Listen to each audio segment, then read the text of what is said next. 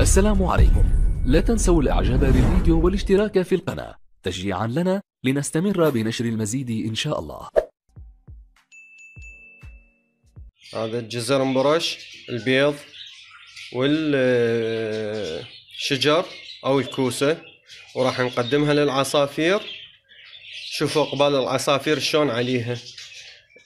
هذا ضروري، الجزر ضروري، بفيتامينات لا تعد ولا تحصى، البيض بالبروتينات لا تعد ولا تحصى، والكوسة لازم تنطيها للعصافير على مود لا تليس او تشحم، وفوائده كلش عظيمة.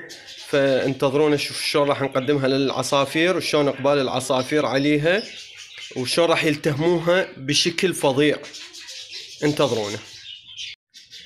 وطبعا شوفوا شباب، هاي راح نقدم لهم اياها هسه قدامكم، ونشوف اقبال العصافير عليهن شلون راح يصير. بسم الله. شوفوا شباب ما شاء الله، اشتغل الافتراس، اشتغلوا العظامة، هذول العظامة مالاتي اشتغلوا بنص الصينية. بعد ما تتحمل هاي الاوفلاين. روح دق ابو النظيف.